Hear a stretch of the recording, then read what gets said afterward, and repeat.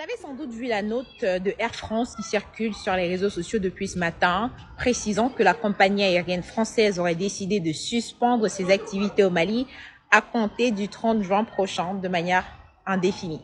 Sauf qu'il y a peut-être des détails qui vous échappent. Mais laissez-moi vous rappeler ce qui s'est passé, les circonstances de cette suspension. Mais il faut savoir que la compagnie aérienne et le gouvernement français ont fait les mains et les pieds pour revenir au Mali. Mais le Mali et les autorités maliennes ont dit niet. Mes chers compatriotes, la fermeture définitive d'Air France à Bamako, ce n'est pas qu'une affaire commerciale. C'est un scandale juridique et politique. Sur le plan juridique, Air France a violé le droit international en suspendant ses vols du jour au lendemain. Elle a bafoué la convention de Chicago. La compagnie invoque la force majeure. C'est faux.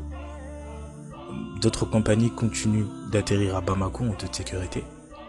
En plus, liquider sa filiale pour passer au tout numérique, c'est un licenciement déguisé au mépris du Code du travail malien. Sur le plan politique, c'est le double standard du Quai d'Orsay. Air France a servi de bras armé pour tenter d'isoler le Mali.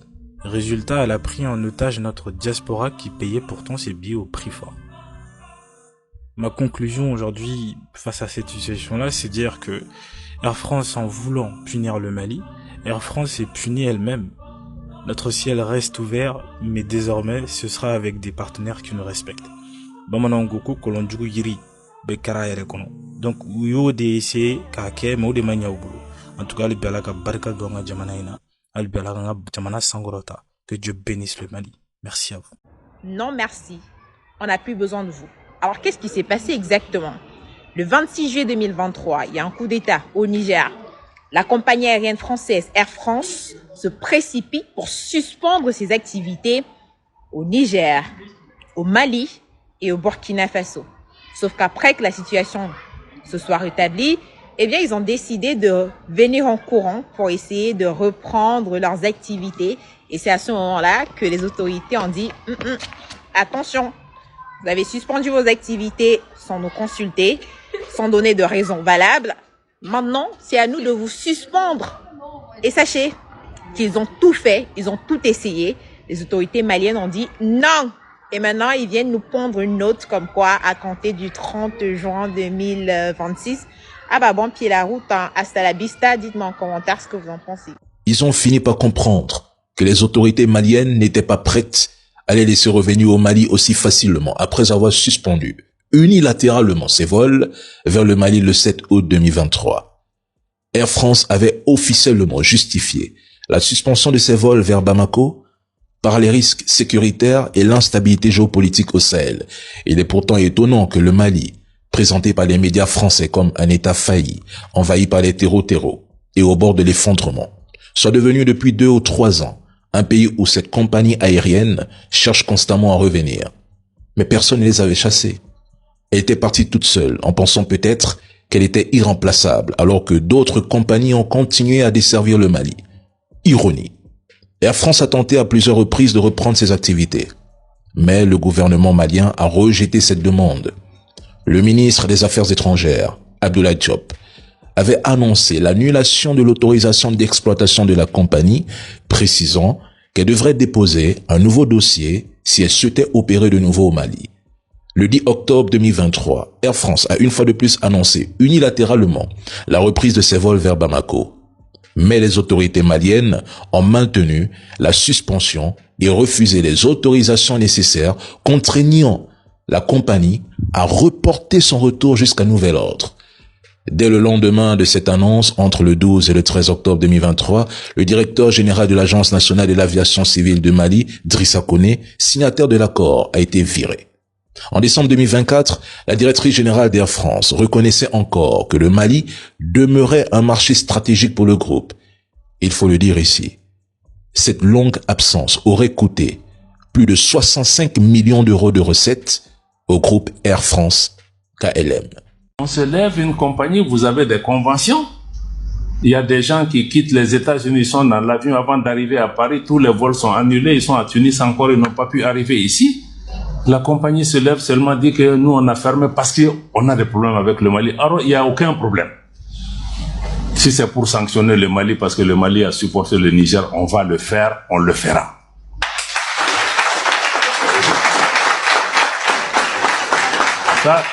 Ça va pas nous dissuader par rapport à ça. Donc, on a aussi mis la réciproque, on a appelé Air France. J'ai dit que maintenant que vous dites que vous allez reprendre le 11 là, vous ne reprenez pas le 11.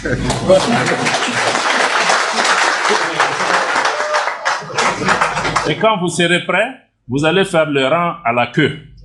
Si on est prêt, à vous redonner. Et entre-temps, on leur dit que vous n'êtes pas les seules compagnies au monde. Il y a d'autres compagnies dans le monde aussi qui vont être encouragées. S'ils ont besoin de cette place-là, ils prendront. Parce que quelqu'un ne peut pas se lever chaque jour au Mali. J'ai fermé, j'ai ouvert, j'ai fermé, j'ai ouvert. Non.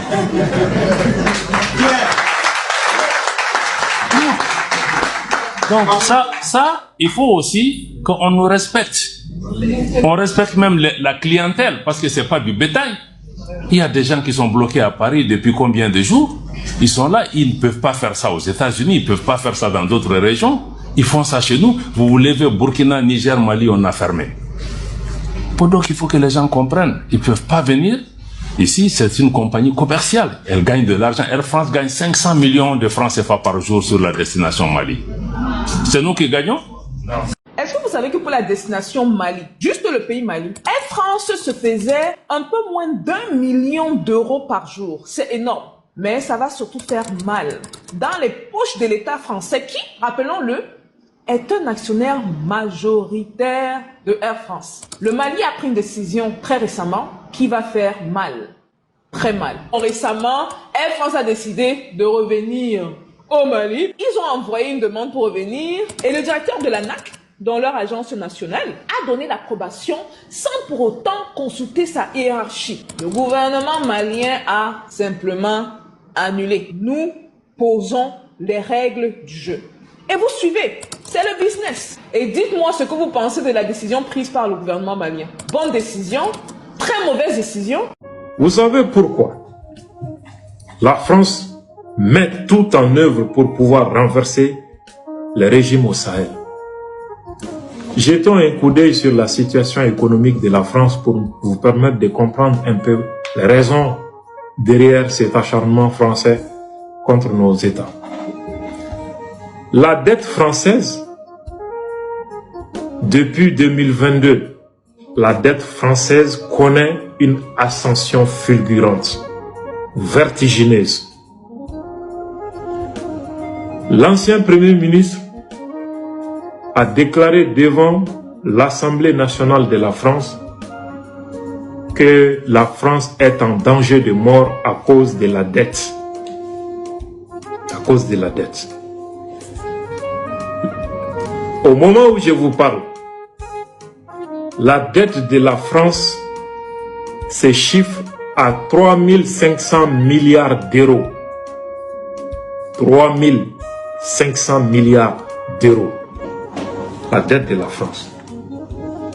Depuis que les États du Sahel ont chassé Air France, l'armée française, certaines entreprises françaises, depuis que la France a perdu l'or du Mali et du Burkina, l'uranium du Niger, la dette de la France est devenue, a pris une hauteur jamais égalée dans l'histoire de ce pays.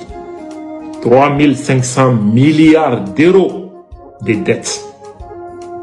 Ça veut dire que économiquement, la Grèce, qui fait partie des pays les plus pauvres de l'Europe, vaut mieux aujourd'hui en termes de santé économique que la France. L'Italie se porte mieux aujourd'hui économiquement que la France. C'est pas tout. La France est désormais un pays en dessous de la moyenne européenne, en dessous, à cause de la situation qui prévaut au Sahel. Parce que désormais au Sahel, il y a des régimes patriotiques qui ont pris le pouvoir, qui protègent les intérêts de leur peuple et qui travaillent désormais à asseoir la souveraineté, la prospérité économique de leur pays. Depuis cette date 2022, nous commençons à renforcer nos capacités, ouvrir des usines, rentabiliser, sinon maximiser notre part, notre bénéfice dans le secteur minier et renforcer notre armée avec des équipements modernes, sophistiqués, à la fois terrestres et aériens. Pendant ce temps, la France est en train de dégringoler du sommet vers le bas, avec une dette de 3500 milliards d'euros. Le PIB de ce pays fait 3000 milliards. Mais la dette, 3500 milliards. Ça veut dire que la France est en danger de mort aujourd'hui économiquement. Demandez aux Maliens qui vivent en France comment le niveau de vie commence à monter. Même les formalités administratives qu'on pouvait faire à 200 euros, se chiffrent désormais à plus de 600 euros. La vie aussi est désormais de plus en plus chère en France. C'est dû à la situation qui prévaut aujourd'hui dans notre espace. La France était 5e mondial économiquement, 5e dans les rangs mondiaux. Vous savez, la France occupe quelle place désormais? 14e. Certains disent non, 15e économiquement. Donc un pays qui était 5e puissance économique au monde est désormais à la queue et occupe la 15e position en si peu de temps. Ça veut dire que nous, ce pays, la France, vit de notre sang. Et à partir de 2022, il y a eu des régimes au Sahel qui ont réussi à nous arracher aux griffes de ces prédateurs. Protéger nos ressources pour nous-mêmes. Et dès lors, ce pays, la France, est en chute libre vers la catastrophe. Alors, vous avez vu que même les généraux français ne cachent plus. Ils déclarent à la télé que même s'il faut nous coloniser, qu'il faut le faire, que c'est leur avenir qui est en jeu.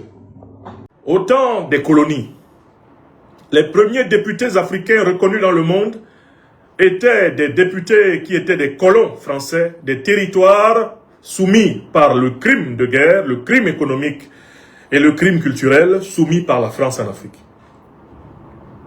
Les colons français ont pris l'habitude depuis plusieurs décennies, voire même depuis plus d'un siècle, l'habitude de parler au nom de l'Afrique, alors que personne ne leur en a donné réellement le pouvoir.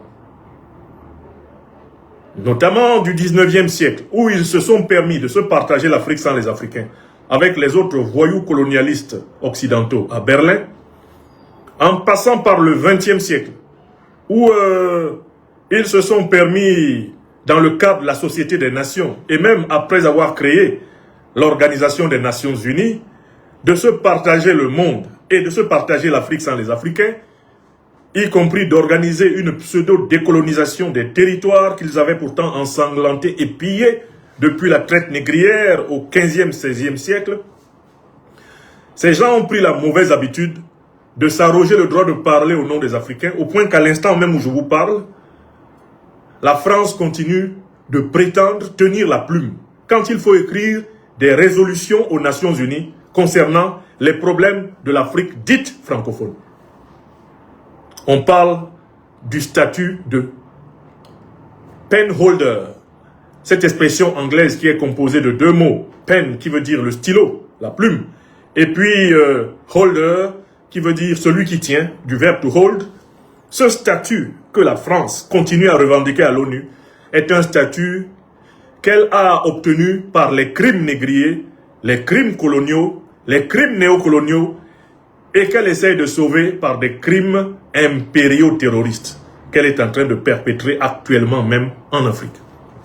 Ce statut ne lui a jamais été dû, il ne lui a jamais été légitime, il ne lui sera jamais reconnu par les Africaines et les Africains, par les Françaises et les Français, par les êtres humains normalement constitués sur cette planète Terre, tant qu'il y aura des hommes.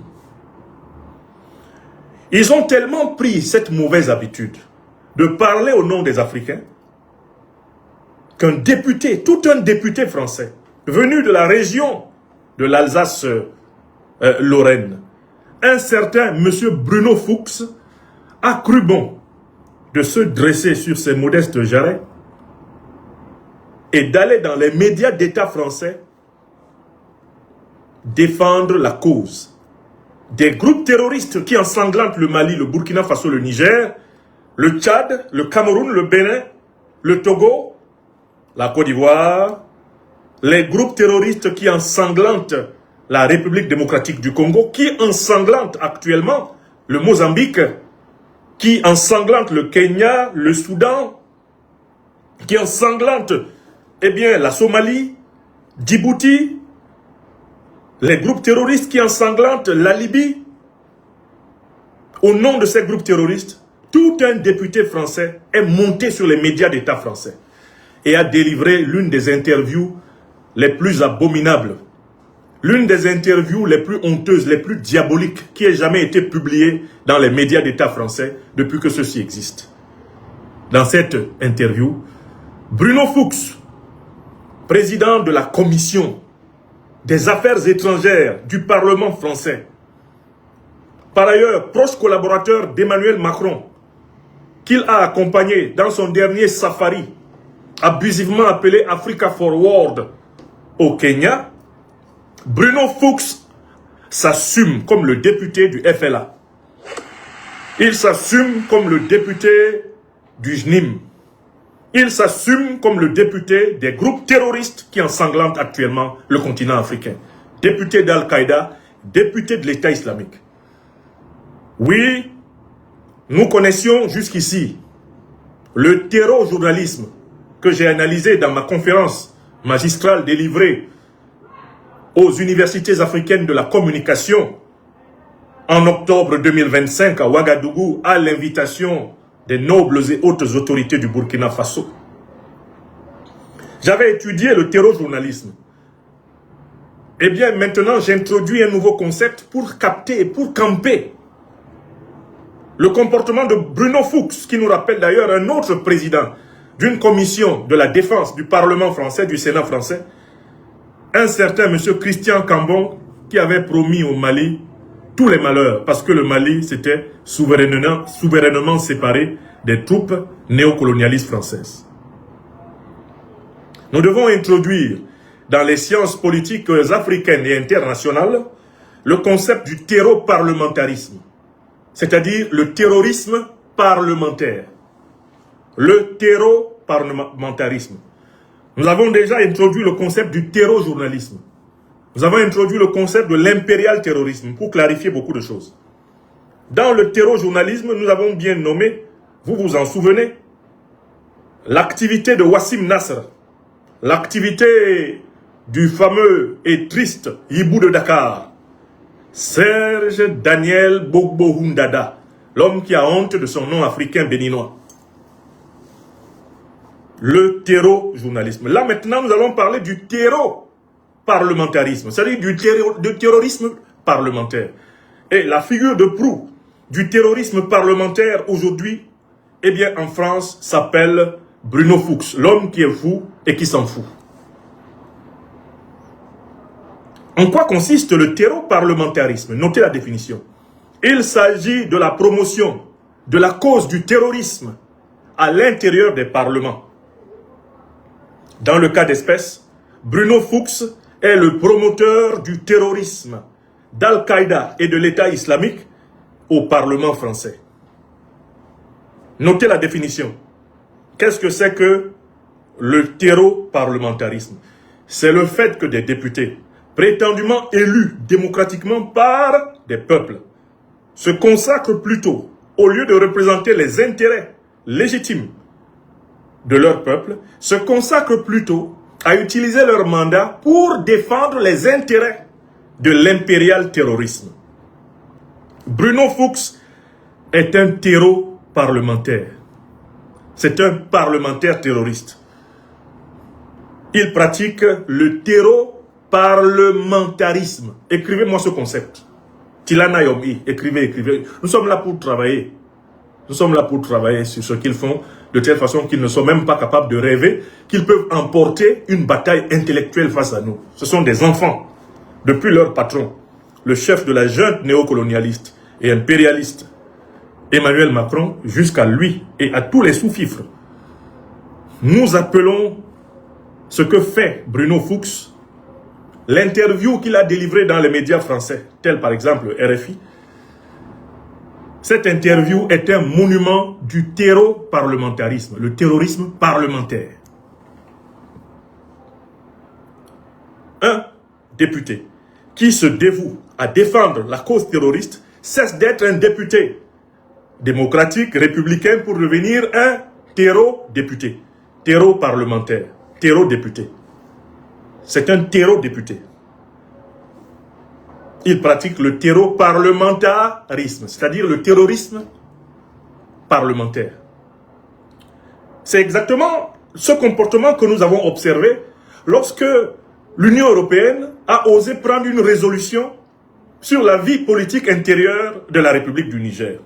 Vous vous en souvenez, l'Union européenne a réuni ses parlementaires à la demande d'un autre terreau parlementaire, un autre terreau parlementariste, un autre terreau député, un certain général.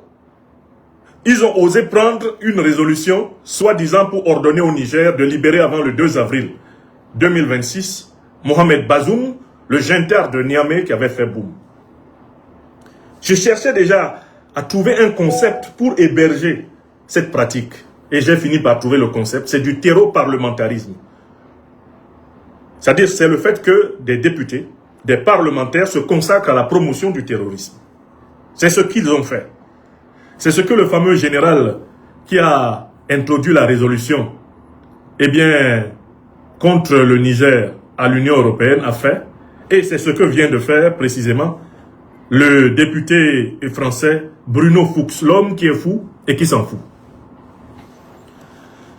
Cela étant dit, maintenant que nous avons habillé la pratique de cet homme d'un concept qui sera aisé, nous allons maintenant nous intéresser aux arguments que ce monsieur a cru produire pour légitimer son entreprise criminelle, son apologie du terrorisme, pour légitimer son soutien à l'oligarchie criminelle occidentale qui a créé Al-Qaïda et l'État islamique pour déstabiliser le Moyen-Orient, déstabiliser l'Afrique, afin de continuer à voler l'or, le pétrole, l'uranium, le manganèse, le coltan, le lithium, etc.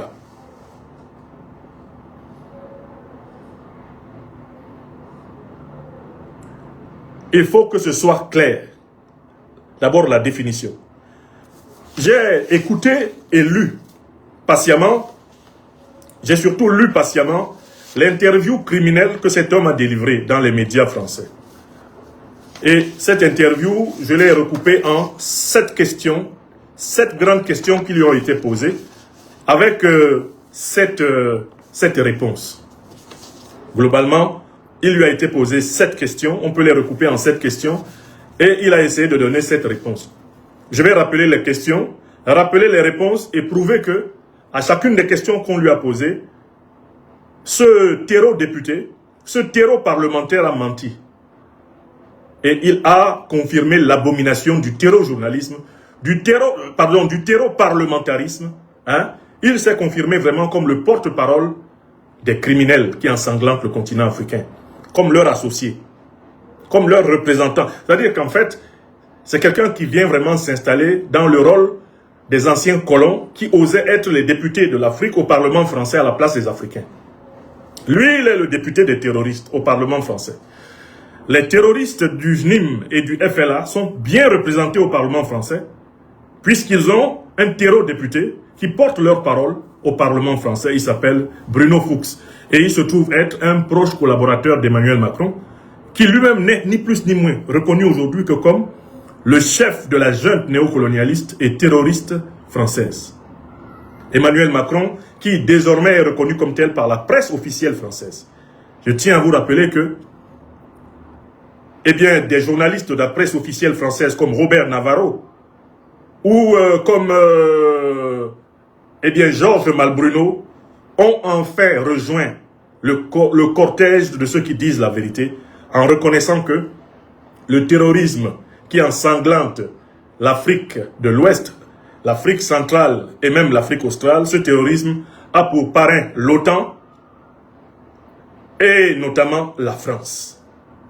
Aujourd'hui, dans les médias français, cela a pu être dit.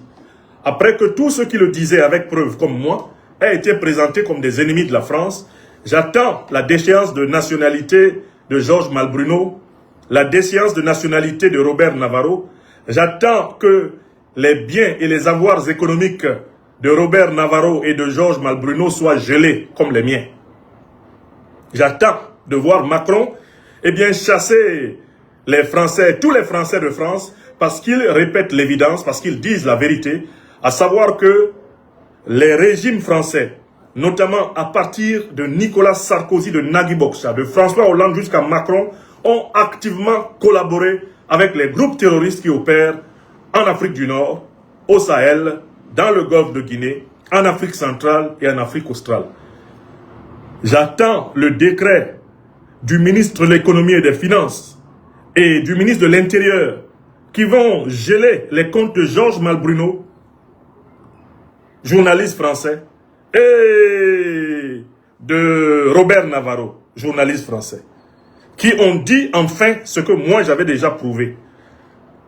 Moi, on m'a présenté dans le décret ordonné par Macron comme étant coupable d'atteinte à la nation française, atteinte à la défense de la France, atteinte à la diplomatie de la France, atteinte à la sauvegarde de la population française. Voilà comment Macron m'a présenté, sans même passer par un juge.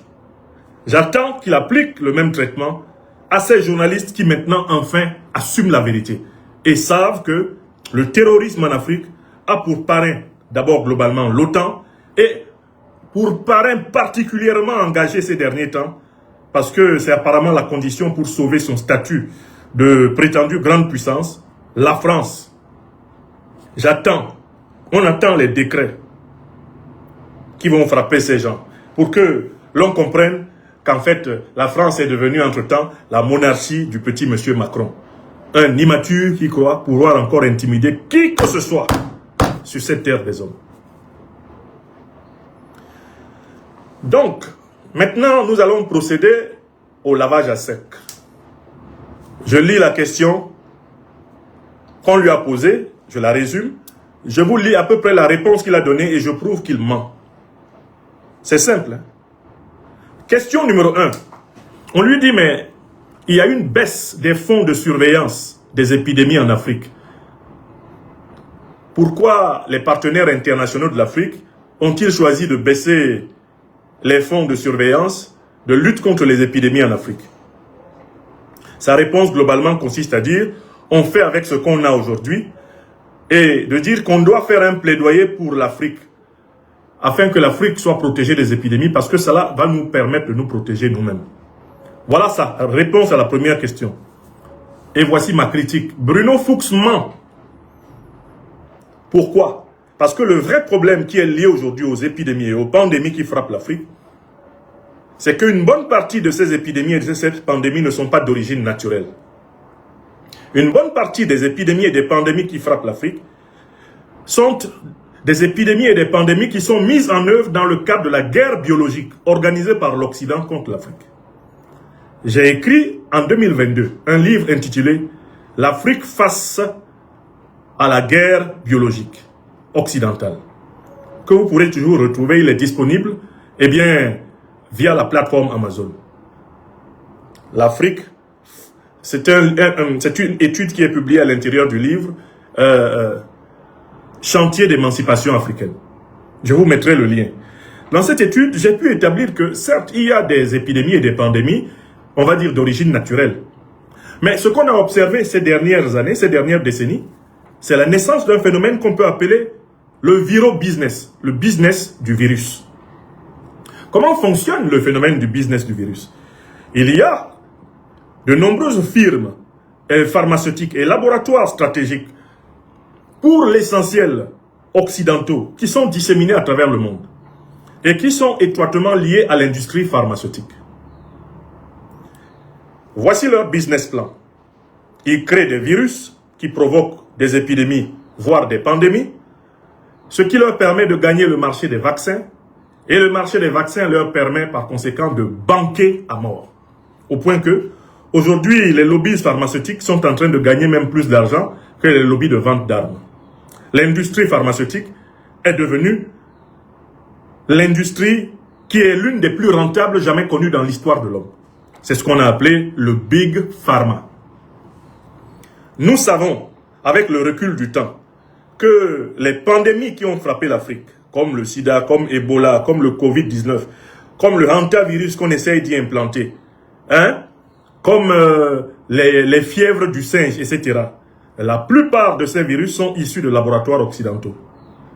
Bien souvent, on essaye d'expliquer la sortie de ces virus de laboratoires occidentaux par des accidents de laboratoire. Mais ce sont des accidents qui profitent à quelqu'un et qui, par là, sont très peu accidentels. De nombreuses études aujourd'hui établissent que les laboratoires biologiques font partie de la guerre contre l'Afrique. Étudiez en particulier les travaux des laboratoires biologiques d'Afrique du Sud, dirigés par le docteur Wouter Basson, et qui étaient soutenus par tous les pays de l'OTAN. Ces laboratoires ont élaboré des armes de guerre biologiques qui ont été utilisées contre la population africaine, qui ont été utilisées contre les populations des pays qu'on appelait les pays de la ligne de front. La Zambie, le Mozambique, l'Angola ont connu des bombardements viraux. Quand vous entendez parler par exemple de la fièvre du charbon, le bacille du charbon a été utilisé pour combattre les Africains. La guerre biologique a aussi consisté à stériliser par des vaccinations opportunes des millions d'Africains. L'État d'Israël, dans cette affaire, a joué un rôle fondamental, puisqu'on l'a pris la main dans le sac, en train de stériliser les Juifs éthiopiens, appelés les Falachas, quand ils se sont installés à la fin des années 80 à cause de la grande famine d'Éthiopie. L'État d'Israël s'est rendu coupable de vaccinations opportunes ayant pour but d'empêcher la population africaine israélienne de se reproduire normalement. C'est un dossier qui a été soumis aux Africains depuis plusieurs moments par plusieurs alertes. L'un des plus importants généraux de la Fédération de Russie, le général Igor Kirilev, a trouvé la mort dans un attentat ukrainien, mais il avait eu le temps de publier tous ses travaux sur les laboratoires de guerre biologique occidentale implantés contre les Africains en Afrique. Et c'est cela qui a amené une prise de conscience relative, pas suffisante, sur le continent africain. Avec des pays comme la Namibie, comme le Burkina Faso, qui ont mis fin à tous les programmes des laboratoires biologiques suspects, comme ceux de la fondation Bill et Melinda Gates, qui étaient là sous couvert de combattre le paludisme, en train de stériliser les Africains. Donc, Bruno Fuchs est fou ou bien il s'en fout. L'Afrique n'a pas besoin de l'aide de l'Occident pour combattre les pandémies et les épidémies. Ce dont l'Afrique a besoin, c'est d'empêcher et de se défendre contre l'utilisation des virus par l'Occident pour la combattre. Voilà de quoi nous avons besoin en Afrique. Combattre les laboratoires biologiques, les laboratoires de guerre biologique occidentaux que nos autorités ont, par complicité, par naïveté et parfois par ignorance, installés chez nous. Voilà le premier point, ça c'est la réponse à Bruno Fuchs. On ne veut rien de l'argent de l'Occident pour combattre les pandémies en Afrique. Nous voulons nous débarrasser des laboratoires biologiques occidentaux mis en embuscade pour atteindre la démographie africaine. Frapper l'Afrique dans son cœur. Est-ce que c'est clair? Quand je vous dis que c'est un terreau, député, voilà la preuve. Ils veulent faire dans l'humanitarisme comme s'ils avaient pitié de l'Afrique.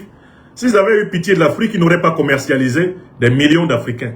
S'ils avaient eu pitié de l'Afrique, ils n'auraient pas exterminé des centaines de millions d'Africains pendant leur colonisation. S'ils avaient eu pitié de l'Afrique, ils n'auraient pas utilisé la chair à canon africaine pour par la suite monter des pseudo-indépendances pour les Africains. Ces gens-là, les Africains qui cherchent leur pitié sont des Africains décalés et coupés de la réalité. L'Afrique n'a pas besoin que l'Occident en général, la France en particulier, finance sa lutte anti-pandémie. L'Afrique n'en a pas besoin. Pour les Africains, conscients et éveillés, il vaut mieux tous périr que d'accepter à nouveau que l'Occident pilote une quelconque politique sanitaire sur ce continent. C'est hors de question, c'est terminé. Donc l'arnaque des lobbies de Big Pharma, l'arnaque du Viro Business ne passera plus. Bruno Fuchs, Macron et tous les dirigeants africains, les dirigeants européens, occidentaux, circulaient. L'urgence pour les Africains sur ce premier point, c'est de se débarrasser de tous les laboratoires pharmaceutiques, biologiques, suspects de haute criminalité en Afrique. Tout ce que l'Afrique ne maîtrise pas, tout laboratoire dont on ne maîtrise pas les procédures d'un début à l'autre, tout laboratoire qui n'est pas sous le contrôle de la brigade biologique souveraine panafricaine et qui maîtriserait ce qui se fait dans ces laboratoires de l'entrée de tous les intrants à la sortie de tous les extrants. Tout laboratoire de cette nature doit être fermé en Afrique. Écrivez ça. Écrivez. Parce qu'en réalité, les Africains doivent maintenant se rendre compte que nous sommes dans une période de guerre biologique. On nous a mené une guerre biologique incroyable. C'est un miracle qu'il y ait encore des Africains au monde. Après toutes les guerres biologiques qu'on a menées contre les Africains, une bonne partie des virus que nous avons connus au XXe et XXIe siècle ont été expressément propagés en Afrique. Chaque fois d'ailleurs qu'il y a un pays africain, et c'est le cas de la République démocratique du Congo, qui essaye de commencer à se relever, on lui balance une épidémie, on lui balance une pandémie. Regardez bien la corrélation entre les tentatives de redressement national à travers l'Afrique et les pandémies. Vous verrez que les pandémies et les épidémies germent spontanément, presque spontanément, partout où il y a une politique qui risque de mettre l'Occident et ses intérêts en difficulté. La carte des pandémies et des épidémies ressemble à la carte des intérêts miniers, à la carte des intérêts financiers, des intérêts géostratégiques, militaires et consorts. Aucun Africain sérieux ne peut aujourd'hui faire confiance à l'Organisation mondiale de la santé. Il n'y a que les fous, comme Bruno Fuchs, à croire qu'il y a des fous pour le croire. Quand il dit que lui, député d'Alsace-Lorraine, est très inquiet à l'idée que les enfants africains souffrent du hantavirus. On sait qu'il s'en fout, comme de l'an 40. S'il ne s'en foutait pas, les Africains ne seraient pas remplis dans les centres de rétention, de détention et d'expulsion de la France. S'il ne s'en foutait pas, les politiques anti-immigrationnistes, anti-africaines ne seraient pas en avant-garde dans toute l'Europe. Donc, il faut qu'ils arrêtent de se cacher derrière leurs petits doigts. Nous connaissons par cœur le fonctionnement du Viro Business. Et nous appelons nos dirigeants à se débarrasser de tous les laboratoires biologiques, de tous les laboratoires pharmaceutiques occidentaux dont ils ne maîtrisent pas les process, dont les process ne sont pas sous le contrôle réel des inspecteurs panafricains souverains de la santé publique. Écrivez ça. Je vous ai dit que Bruno Fuchs, on allait lui faire un lavage à sec. Très bien. Question 2. On lui demande, la France abandonne-t-elle la politique pour aller désormais vers le domaine économique? Réponse de Bruno Fuchs. Non, ce n'est pas tout à fait cela, mais il y a deux grandes zones. Il y a la zone anglophone et la zone francophone. Dans la zone anglophone, nous sommes en concurrence avec d'autres puissances. Nous sommes obligés de faire une offre économique tout de suite. Alors que dans la zone francophone, nous avions jusqu'ici une relation coloniale, néocoloniale, France-africaine. Et donc, il nous faut aller aussi dans cette zone-là à l'économie. Et puisque désormais, dans cette zone-là, nous ne pouvons plus opérer par la voie militaire.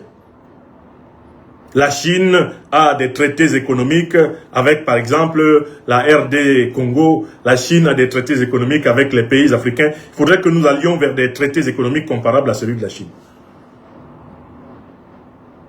Et de nous dire que désormais, la ligne, ça va être vraiment une politique essentiellement orientée sur l'économie. On va un peu laisser les aspects militaires et politiques. Réponse à Bruno Fuchs. Bruno Fuchs s'en fout et il est fou. Car ici en Afrique, tout le monde sait que la France n'a pas renoncé à sa détermination à mener une guerre informationnelle et idéologique contre le panafricanisme, c'est-à-dire contre le souverainisme africain. La France n'a pas renoncé à se mêler des affaires intérieures des pays africains, c'est-à-dire à tout faire pour imposer à la tête des pays africains des sous-fifres qui lui permettront de continuer à les piller, la France n'a pas renoncé à l'action militaire en Afrique. Elle a déguisé une partie de ses troupes en mercenaires habillés en civil et cachés dans les ONG, dans les associations soi-disant humanitaires, et les autres sont cachés dans les compagnies militaires de sécurité. Tout cela nous a été très clairement exposé par un général qui a d'ailleurs été auditionné au Parlement français et qui a expliqué qu'il fallait désormais que les troupes françaises soient invisibles. Vous vous souvenez du patron de la compagnie de mercenaires appelée Géos et qui s'était exprimé au Parlement français. Rappelez son nom pour ceux qui s'en souviennent. Donc la France n'a pas abandonné le tout militaire par ailleurs parce que c'est elle qui principalement finance, médiatise, renseigne. C'est elle qui aujourd'hui assure le porte-parole parlementaire des groupes terroristes. Exemple, Bruno Fuchs, eh bien, terreau parlementaire, terreau député, qui, on le voit, va défendre les intérêts du JNIM, va défendre les intérêts du FLA, va défendre les intérêts de l'État islamique, va défendre le projet de ces organisations terroristes. Parce que précisément, les intérêts du néocolonialisme français sont suspendus au succès des mercenaires de la France en Afrique, c'est-à-dire des gens du FLA et du JNIM, les gens d'Al-Qaïda de l'État islamique. Donc, il ment quand il dit que nous sommes sortis de la relation coloniale, néocoloniale, nous sommes sortis de la France-Afrique. La France, elle n'en est pas sortie. Et les Africains que nous sommes, nous n'avons pas fini d'en sortir. Parce que nous n'avons pas encore entièrement chassé les troupes néocolonialistes françaises du sol africain. Nous ne nous sommes pas encore débarrassés de la domination monétaire et financière française à travers, eh bien, le franc CFA. Nous n'avons pas fini de nous débarrasser, eh bien, de l'ingérence française dans les affaires politiques africaines. Récemment encore, l'armée française bombardait une capitale africaine pour y sauver un régime. Ça, on l'a vu. Les émissions de l'armée française dans la politique africaine, que ce soit au XXe ou au XXIe siècle, je ne vais pas vous en faire la liste. De nombreux officiers de la DGSE, de nombreux agents français ont été pris la main dans le sac des tentatives de déstabilisation en Afrique. Certains sont même encore en prison dans plusieurs pays africains.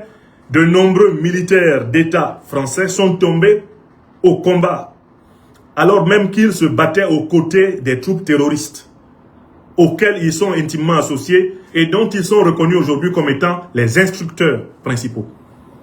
Donc on ne peut pas nous dire que tout cela fait partie du passé. L'Afrique est en train de se libérer du mal néocolonialiste, impérialiste, raciste, négrier français, mais l'Afrique n'en est pas encore véritablement débarrassée. Voilà la vérité. Bruno Fuchs est un menteur, il est fou et il s'en fout. On passe à la troisième affirmation de Bruno Fuchs. On lui demande pourquoi les souverainistes et pro-russes Bassirou Diomaye Diakhar Faye et Touadéra ont fait le déplacement de Nairobi. D'abord, cette question des médias français est une question stupide.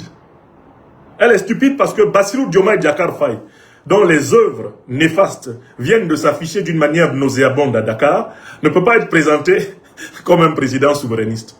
Bassirou Diomaye Diakhar Faye fait partie de la nébuleuse des dirigeants france-africains de tous les temps. Il marche dans les traces, eh bien, des valets du colonialisme et du néocolonialisme français, que furent très courageusement les présidents Senghor, Abdou Diouf, Abdoulaye Wade, Macky Sall. Et il n'y a aucune différence entre Bassirou Diomaye Diakhar Faye et ses prédécesseurs en termes de soumission à la France. J'ai toujours dit, et je le répète, qu'en termes de soumission à la France, lui, il a ajouté quelque chose de plus. C'est que contrairement à ses prédécesseurs à la tête de la République du Sénégal, lui, il lui manque et de la culture politique et de la culture générale, il lui manque de l'élégance. Macky Sall faisait déjà preuve d'un peu moins d'élégance, c'est vrai, mais il y avait encore une certaine tenue. Avec Bassirou Diomaye Diakhar Faye, c'est très clair, on a quelqu'un qui obéit le doigt sur la couture à Macron, à Ouattara Draman, quelqu'un qui est content de faire les 4 volontés de la France-Afrique, Et d'ailleurs, c'est pour cela qu'il vient de sacrifier son Premier ministre, parce qu'il ne supporte pas que des vérités soient dites frontalement à ses maîtres. Donc, eux, ils disent, pourquoi le souverainiste Bassirou Diomaye Diakhar Faye est-il venu quand même pourquoi est-ce qu'il est venu à Nairobi? Mais ce n'est pas un souverainiste. Vous voyez, les journalistes qui posent des fausses questions. Ensuite, ils disent, pourquoi le pro-russe Touadéra est venu? Mais écoutez, soyons sérieux. S'il est pro-russe, il est venu donc à Nairobi parce qu'il est pro-français. Bon, il est pro-russe et puis il est pro-français, Touadéra. Hein? D'ailleurs, désormais, les Russes et les Français se font face en République centrafricaine, à nouveau, puisque, comme va le répondre, Bruno Fuchs, l'homme qui est fou et qui s'en fout, désormais les Russes sont en Centrafrique et les Français aussi. Donc la vérité devrait être que Touadéra est désormais pro-russe et à la fois pro-français. Ou plutôt qu'il a accepté, il a décidé de neutraliser les Russes par les Français et les Français par les Russes, afin lui de jouer la carte de son indépendance. Mais dire de Touadéra qu'il est pro-russe, après même qu'il ait rétabli des avantages qu'il avait retirés à la France, c'est tout simplement une aberration. Pour ma part, le positionnement du président Touadéra est un positionnement qui pour moi est indiscernable. J'ai cessé de commenter la politique centrafricaine quand le positionnement du président Touadéra est devenu complètement illisible pour moi. J'attends de comprendre ce à quoi il joue, parce que pour le moment, je vois qu'il fait une chose et son contraire. D'une part, il a tenté d'affranchir son pays de la domination néfaste du colonialisme français qui a maintenu ce pays, en effet, dans le sous-développement, la pauvreté, la dépendance. Et puis, d'autre part, il veut sauver, pour ainsi dire, ménager la chèvre et le chou. Il s'est remis à caresser la France dans le sens du poil. Et on va voir ce que ça va donner. L'expérience montre que dans la coopération internationale stratégique, surtout quand vous êtes en difficulté, vous n'avez pas intérêt à opposer les puissances. Si vous voulez opposer les puissances, sachez que vous allez être écrasé entre elles. C'est une observation que j'ai faite et qui ne concerne pas uniquement le Centrafrique. Donc, la réponse de Bruno Fuchs est incroyable.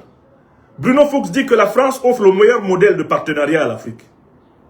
Pourquoi? Parce que la France offre un partenariat autour de la biodiversité, de la santé, des vaccins, de l'enseignement, des entreprises.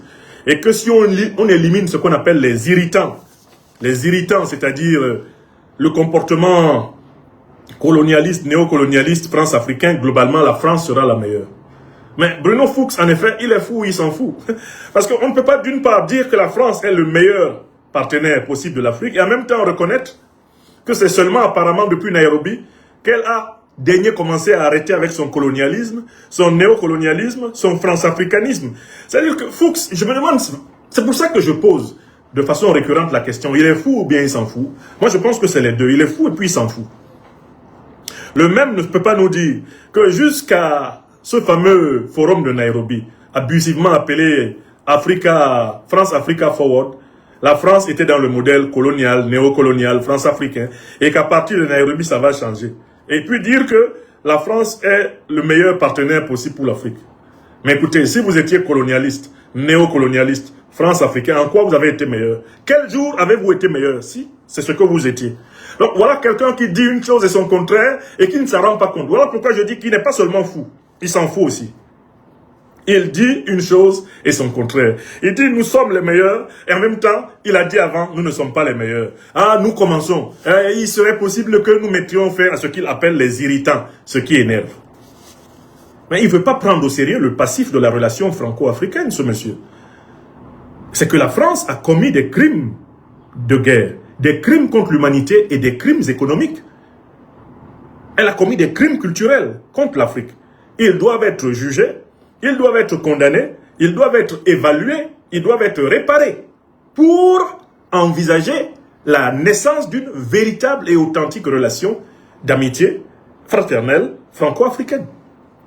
Il n'y aura pas de relations d'amitié fraternelle franco-africaine sur le terrain politique tant que les crimes de guerre, les crimes contre l'humanité, les crimes économiques français n'auront pas été jugés, condamnés et réparés.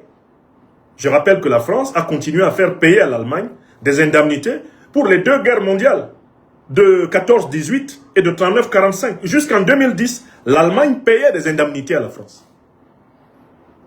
C'est pas possible que l'Allemagne, qui a fait donc 2 guerres mondiales avec la France, les deux ont duré à peine au total 10 ans, les 2 guerres mondiales, la première et la seconde, l'Allemagne soit indemnisée par la France alors que l'Afrique qui a été pillée par la France depuis pratiquement le 16e siècle jusqu'au 21e, soit pratiquement pendant 600 ans, que l'Afrique s'en sorte avec Walou, Todiam, Gan, rien. Nous disons aïe à Bamako. Aïe. Vous n'allez pas vous en sortir comme cela. Il ne va pas y avoir une réactualisation gratuite de la relation franco-africaine. Non. Vous allez payer. Vous allez payer. On va juger. On va condamner. On va évaluer et vous allez payer. C'est après avoir payé qu'on va envisager les conditions d'une coopération nouvelle. Écrivez. Écrivez ça. Et c'est cela la logique de la réhabilitation des relations internationales. On pose une... Qu'est-ce qu'il dit encore? Bruno Fuchs nous dit que les pays africains ont intérêt à constater que les pays du Golfe n'ont pas été protégés par les Américains et que les Russes sont en train de quitter le Mali. Il va encore jusqu'à dire les relations avec Touadéra se sont normalisées et que malheureusement jusqu'au sommet de Nairobi, les Français étaient dans une logique unilatérale. Maintenant, il faut que ça change. Mais Bruno Fuchs, comme je le dis, il est fou et puis il s'en fout. D'abord, première chose, mais qui a demandé aux Américains de protéger le monde? Qui a donné le pouvoir aux Américains de protéger le monde? Est-ce que les Américains sont le premier peuple de ce monde? Est-ce que les Américains, là, ils sont le plus ancien peuple de cette terre? Est-ce que l'Amérique est le berceau de l'humanité?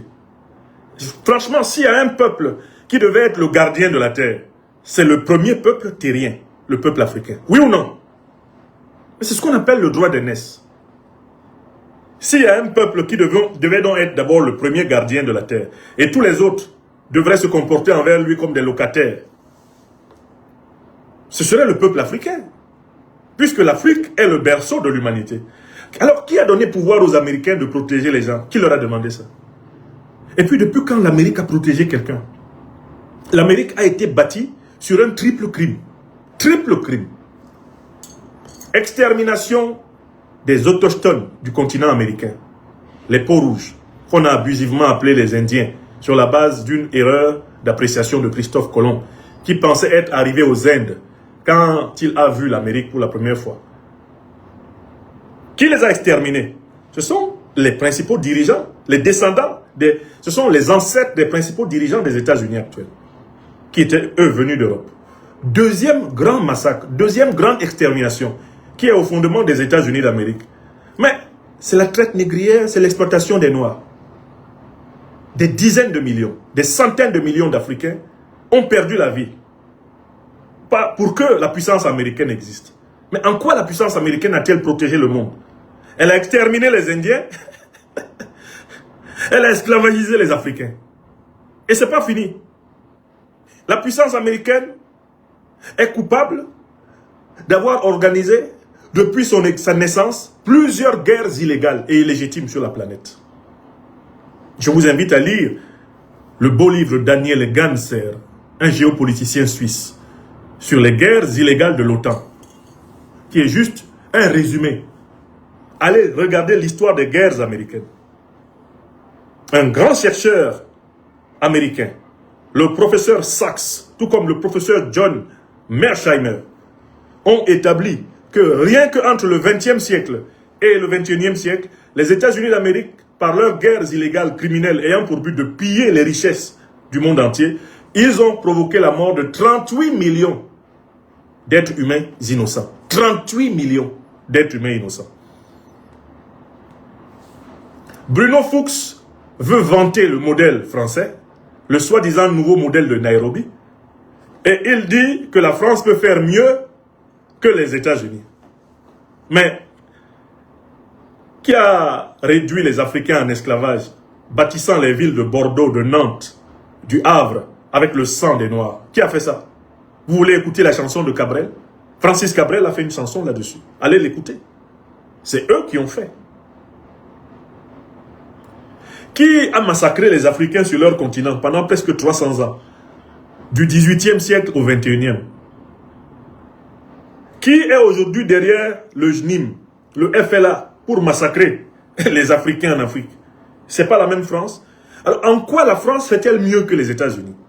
N'est-ce pas en association avec ces États-Unis que la France a détruit la Libye en 2011, bombardé la Libye pendant 6 mois, tué Kadhafi avec plus de 100 000 Libyens, armé Al-Qaïda et l'État islamique pour envahir le Sahel? Ce monsieur nous dit que la France peut faire mieux que les États-Unis parce que à quel moment la France a-t-elle arrêté de tuer pour voler? Depuis que la France a signé en 1685 le Code noir, dites-moi quel est le siècle où elle n'a pas tué des innocents pour voler. Du 16e siècle à aujourd'hui, il n'y a pas un seul siècle où la France ne soit coupable de crimes de guerre, de crimes économiques, de crimes contre l'humanité. Pas un siècle où elle ne l'ait pas fait. C'est vrai ou c'est faux? Alors, ce monsieur nous dit que le modèle français est meilleur. En quoi est-il meilleur? Faut-il choisir entre la peste et le choléra? Choisir entre la peste, le choléra, le sida ou le cancer? Est-ce qu'on doit choisir? Le monde est-il obligé de choisir entre les crimes américains et les crimes français?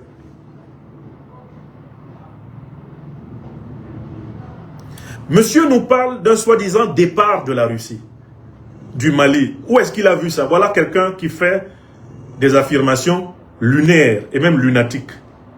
Quelle est la Russie qui a dit qu'elle s'en va? La Russie est liée au pays de l'Alliance des États du Sahel par des accords de coopération et de défense. Et c'est dans le cadre de ces accords que la Russie est présente. Est-ce que ces accords-là ont été rompus? Avant de chasser la France du Sahel, les pays sahéliens de l'AES ont commencé par rompre les accords. Oui ou non? Ils ont dit à partir de maintenant, les soi-disant accords de coopération et de défense militaire sont terminés. C'est ce que le Mali a dit. Quand le Mali a dit ça, il a dit, à partir de là, partez. Est-ce que la Russie a rompu les accords de coopération et de défense mutuelle avec le Mali, avec le Burkina Faso, le Niger, pour que ce monsieur Fuchs dise que les Russes s'en vont? Ils s'en vont, oui, ils ont peur. D'abord, les Russes s'en vont parce qu'ils ont peur de qui? Qui leur fait peur? Ce serait intéressant qu'on essaie de rafraîchir la mémoire à Fuchs. On peut jouer au fou en France, mais pas avec la Russie. Parce que chaque fois que l'armée française s'est amusée à affronter l'armée russe, elle a été sévèrement battue. Et la France a été libérée grâce à la Russie, des griffes du nazisme. Ce sont des faits historiques. Il n'y a aucune comparaison militaire possible entre les armées françaises et les armées russes. Allez voir la défaite de Napoléon Bonaparte, d'où on a tiré le mot Bérésina, qui est un mot russe, le nom d'une rivière où Napoléon mordit la poussière. Poutine rappelle souvent ça à Macron, qui joue au fou. La Deuxième Guerre mondiale, la France ne l'aurait jamais gagnée sans l'Afrique, sans la Russie, sans l'alliance anglo-américaine. Les Français eux-mêmes ne sont pas les gagnants de la Deuxième Guerre mondiale. Ce sont les troupes africaines des territoires coloniaux français qui ont fait l'essentiel du combat de première ligne. C'est l'armée russe, de toutes les armées qui ont combattu l'Allemagne hitlérienne, qui a laissé le plus grand nombre de morts militaires et civils pour que la victoire appartienne au bloc anti-nazi, antifasciste à la Deuxième Guerre mondiale de 1939-1945. Les soviétiques ont laissé plus de 27 millions de vies sur le carreau pour vaincre Hitler. Pas la France, qui dès 1940 avait capitulé. Pétain s'était rangé derrière Hitler et accompagnait Hitler pour lyncher les Juifs et se préparer à commander à toute l'Europe, envahir l'Afrique et exterminer les Africains. Lisez l'excellent livre du professeur Koum Andoumbe III. Hitler voulait l'Afrique. Je vous ai souvent parlé de ce livre important que les Africains doivent lire. Hitler voulait l'Afrique. C'était un document scientifique irremplaçable dans l'histoire des sciences historiques du XXe siècle africain. Ce livre du professeur Kouma Ndoumbe Touré, je l'ai toujours sur moi. Même quand je me déplace, comme là je suis, eh bien, au Mali, le livre là est là. Parfois, comme j'en ai 2 ou 3 exemplaires, dont un d'ailleurs qui m'a été dédicacé par le prof, j'aime relire cela. Parce que dans ce livre-là, il montre comment toute l'idéologie de la France-Afrique et toute l'idéologie de la domination contre les Africains correspond à l'idéologie nazie. Tout ce qu'on fait actuellement, même contre l'Afrique, même l'impérial terrorisme, c'est le nazisme. C'est le nazisme. Ce sont les idées du nazisme. C'est le racisme suprémaciste blanc dans sa forme la plus satanique, qui est en réalité la doctrine de domination du monde des puissances oligarchiques occidentales. Et le professeur Kouma Ndoumbe Touré, dans cet excellent ouvrage, le montre à merveille. Il rentre dans les racines de la méchanceté, eh bien, des oligarques occidentaux de tous les temps. Les négriers, les colons, les néocolons, les impérialistes et les fascistes et les nazis sont exactement de la même école. Il n'y a pas de différence entre eux. D'ailleurs, à l'issue de la Deuxième Guerre mondiale, la plupart des savants nazis ont été recyclés à l'intérieur des régimes européens et aux États-Unis. La plupart des savants qui ont contribué à l'extermination des Juifs, etc., ils ont été recyclés, on leur a trouvé du travail. On leur a trouvé du travail. À l'intérieur de l'Occident. On a fait semblant de mener une grande chasse aux sorcières, mais une bonne partie d'entre eux ont été recyclés. Certains changeant même de nom. Et travaillant aux côtés de ceux qu'ils prétendaient combattre en 39-45 ou en 14-18. On continue? Question numéro 4.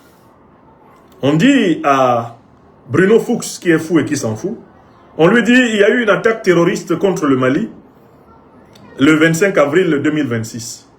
Et bien sûr, la presse française, qui est habituée à mentir, dit que cette attaque était l'œuvre des djihadistes du JNIM et des rebelles Touaregs. Comme s'il y avait une différence entre les gens du JNIM et les Touaregs rebelles. Il faut toujours rétablir la vérité. Même les questions sont des questions fausses. Cette question-là est cousue de fausseté. Il n'y a pas de djihadistes ici, en Afrique. Parce que nous ne sommes pas confrontés à une guerre religieuse. Les régions du Sahel qui sont attaquées par les terroristes sont des régions majoritairement peuplées de musulmans. Donc ce ne sont pas des musulmans qui nous attaquent ici. Ce sont des mercenaires de l'OTAN. Ce sont des mercenaires des puissances alliées de l'OTAN au Moyen-Orient, comme l'Arabie Saoudite, le Qatar, les Émirats Arabes Unis et consorts. Ce sont des mercenaires de la France qui attaquent l'Afrique. L'objectif, c'est de déstabiliser l'Afrique de telle façon que les pays africains se soumettent à l'appétit de matières premières, de ressources stratégiques qui caractérisent l'Occident envers l'Afrique. C'est pour pouvoir contrôler l'uranium, l'or, le manganèse, le coltan, contrôler le lithium, le pétrole, le gaz des Africains, que l'OTAN a organisé ce plan. C'est parce que la France a un déficit de 3 000 milliards, puisqu'elle ne peut plus piller comme elle pillait avant, que ces postes de pillage au Mali, au Burkina Faso et au Niger sont en train d'être fermés, et que c'est bientôt le cas dans tous les autres pays africains qu'elle a volés depuis plusieurs siècles. C'est pour cela qu'ils se sont organisés pour attaquer militairement l'Afrique et essayer de se repositionner à travers des valets, des vassaux, qu'ils appellent tantôt des émirs, tantôt des soi-disant présidents de la République. Alors que ce sont des sous-fifres de la France-Afrique, du néocolonialisme français, de l'impérialisme occidental. Est-ce que c'est clair pour tout le monde? Il n'y a pas de djihadiste ici. Le mot djihad a deux sens. Au sens de ce qu'on appelle le djihad majeur, la théologie musulmane enseigne que c'est le combat contre les péchés.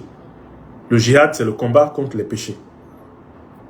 Celui qui mène le djihad est celui qui lutte contre ses propres défauts. Ça, c'est ce qu'on appelle le djihad majeur. Il est purement spirituel. Maintenant, il y a ce qu'on appelle le djihad mineur. Lorsque des musulmans se sentent menacés comme tels par des communautés non musulmanes, il leur est, historiquement, c'était le cas notamment au 19e siècle, possible de prendre les armes pour défendre leur foi. Ça s'appelle le djihad mineur. Et au 20e siècle, il n'y a pas de djihad mineur en Afrique. Car les deux organisations terroristes qui se cachent derrière le motif djihadiste sont en fait deux organisations de mercenaires de l'Occident et du Moyen-Orient. Al-Qaïda a été créé dans les années 80 par les Américains pour combattre les Soviétiques en Afghanistan. Et l'État islamique a encore été créé par les Américains, l'administration Obama-Clinton.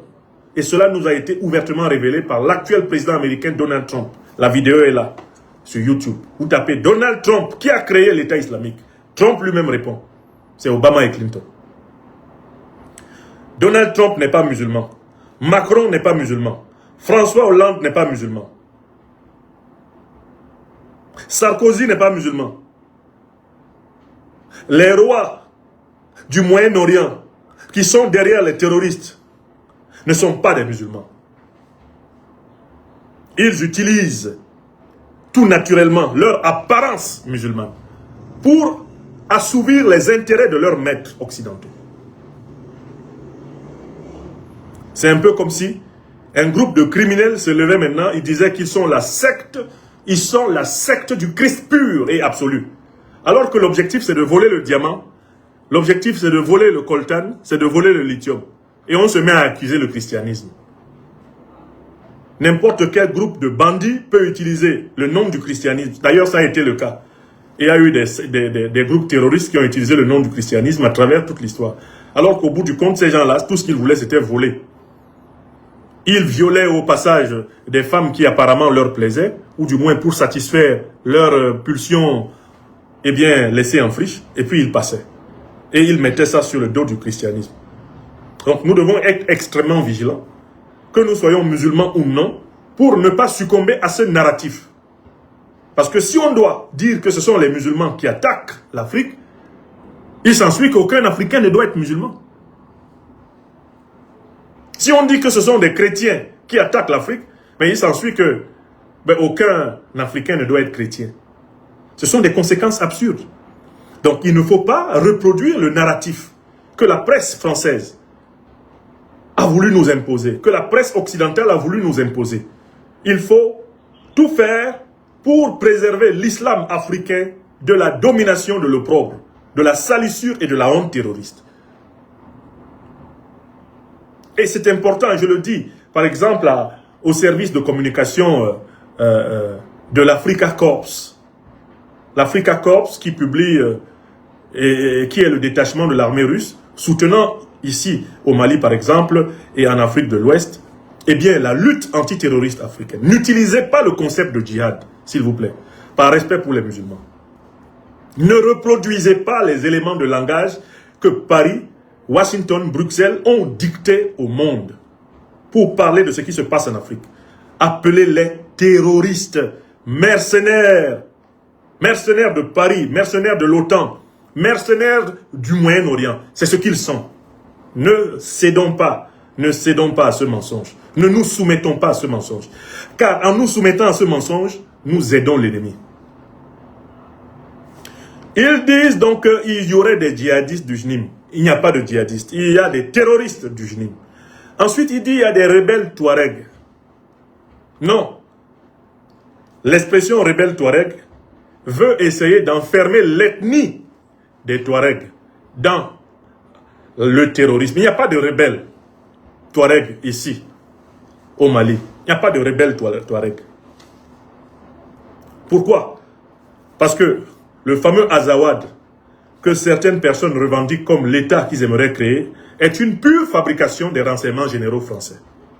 Il n'a jamais existé. Dans le passé lointain du territoire malien, il n'a jamais existé. Et les meilleurs spécialistes ayant étudié ces questions s'accordent à reconnaître qu'il s'agit d'éléments de langage qui ont été fabriqués par les renseignements généraux français afin d'empêcher le gouvernement de Bamako d'avoir prépondérance sur la gestion des matières premières stratégiques du Nord Mali. On a créé de toutes pièces le mythe d'un soi-disant État de l'Azawad qui n'a jamais existé, ni hier, ni aujourd'hui, ni demain. Le tout pour essayer de partitionner le Mali et d'imposer au peuple malien d'accepter que Paris, Washington et leurs suppôts algériens, mauritaniens, etc. viennent voler le sous-sol du Mali pendant que les dirigeants de Bamako doivent fermer les yeux. C'est tout. Donc il n'y a pas de rebelles ici. Ce sont des mercenaires du colonialisme, du néocolonialisme français. Ce sont des mercenaires. Ce que vous appelez rebelles Touareg là, on ne connaît pas ça. Il n'y a pas de rebelle Touareg.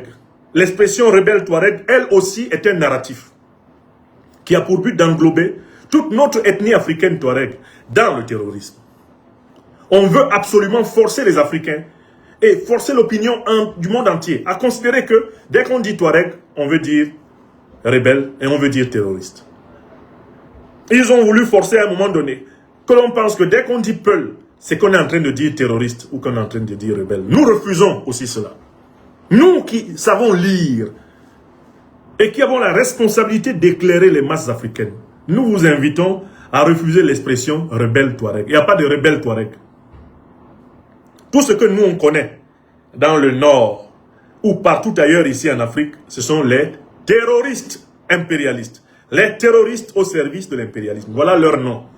Quelle que soit l'ethnie à laquelle ils appartiennent, il n'y a pas d'ethnie terroriste chez nous ici en Afrique.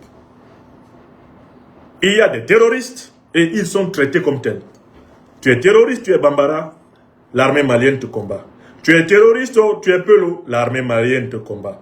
Tu es terroriste, tu es Dogon, l'armée malienne te combat. Tu es terroriste, tu es Touareg, l'armée malienne te combat. Si vous êtes 10 terroristes et puis il y a 5 Touaregs dedans, le nombre de Touaregs qu'il y a dedans n'a aucune valeur pour nous. Ce qui est important, c'est que vous êtes terroriste et vous devez être combattu comme tel. Aya Seve. L'armée malienne ne combat pas une ethnie. Les armées sahéliennes ne combattent pas les ethnies. Parce que les armées sahéliennes sont composées de toutes les ethnies du Sahel. Aucun militaire malien, Touareg, ne participerait au combat contre les terroristes s'il pensait sérieusement que ces combats ont pour but l'éradication de son propre groupe ethnique.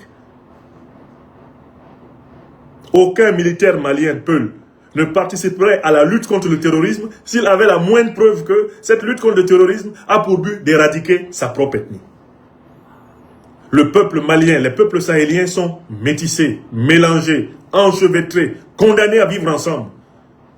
Nous ne céderons pas, nous ne succomberons pas à la fabrication artificielle d'une tentative de génocide Touareg ou Peul, car cette fabrication, elle fait partie des plans des renseignements généraux français, elle fait partie des plans criminels des impérialistes, mais les patriotes panafricains du Mali, du Burkina Faso, du Niger et de tout le continent ne tomberont jamais dans ce piège. Nous sommes tous Touareg, nous sommes tous Peul, nous sommes tous Bambara, nous sommes tous Bassa, nous sommes tous Bamileke, nous sommes tous Haoussa, nous sommes tous Africains. Écrivez ça. Nous sommes tous Soraï, nous sommes tous Dogon, nous sommes tous Bambara. Et nous sommes tous opposés au terrorisme. Ceux qui sont pour le terrorisme, eh bien, nos forces armées les combattent. C'est tout. Toi qui décides de te mettre du côté du terrorisme, quand tu vas là-bas, tu ne vas pas là-bas avec ton ethnie. Tu vas avec ta tête. Et il n'y a pas d'ethnie terroriste. Donc quand quelqu'un meurt là, en train de faire du terrorisme, son ethnie n'intéresse personne de sérieux. Bruno Fuchs, il est fou ou bien il s'en fout? Ou bien c'est les deux. Il est fou et il s'en fout. C'est vraiment cela l'hypothèse la plus sûre. Alors donc, Bruno Fuchs donne la réponse suivante à cette question. Parce que là, j'étais en train de démontrer que la question est fausse. Hein. La question des journalistes français même, elle est remplie de fausseté. Ce sont des journalistes embedded, des journalistes corrompus par le narratif néocolonialiste. Et lui, il répond, citation, lui qui est le bras droit, l'un des bras droits du chef de la junte néocolonialiste et terroriste française Emmanuel Macron, Fuchs dit ceci, la junte malienne a quelques jours à vivre ou quelques semaines à vivre. Citation, hein, un député de l'Assemblée nationale française, parlant d'un gouvernement d'un pays africain, dit ceci: la junte malienne a quelques jours à vivre, ou quelques semaines à vivre.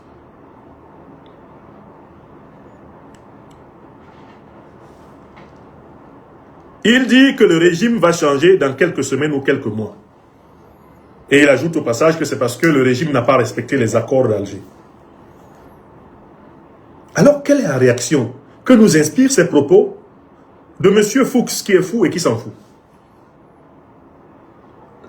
C'est que Bruno Fuchs assume alors le fait que c'est la France qui planifie la déstabilisation du Mali.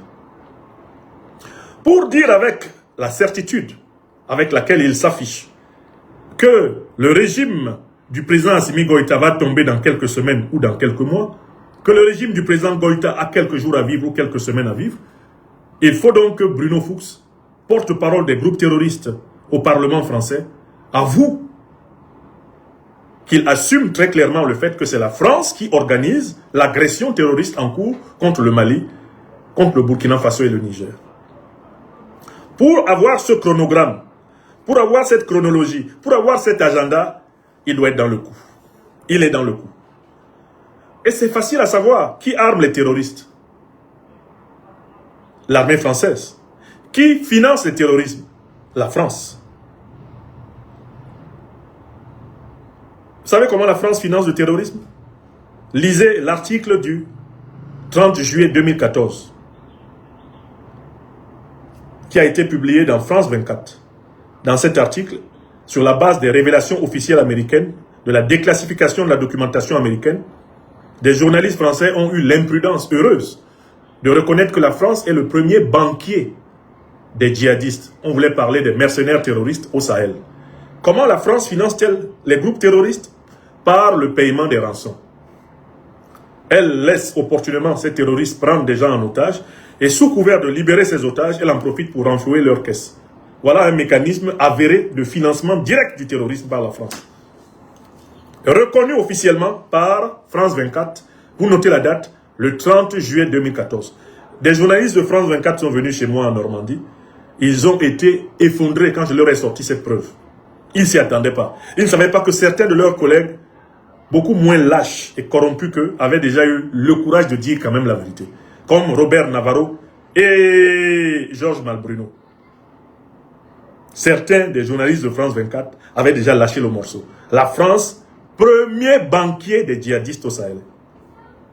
L'article est là. Si vous allez maintenant sur Google, vous tapez la France, premier banquier des djihadistes au Sahel, vous avez l'article qui s'affiche. Alors, si vous êtes dans les zones où France 24 est interdite, vous ne pourrez pas lire l'article, mais au moins, l'image de l'article s'affiche.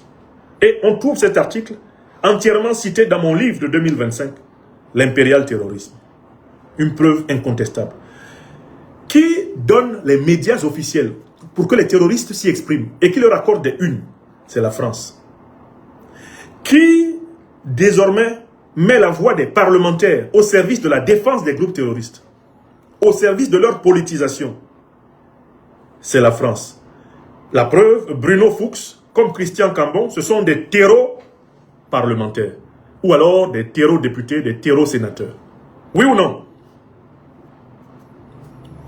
On peut donc dire que quand Bruno Fuchs dit que, citation, la junte malienne a quelques jours à vivre ou quelques semaines à vivre, il est en train de faire ce qu'on appelle une prophétie autoréalisatrice.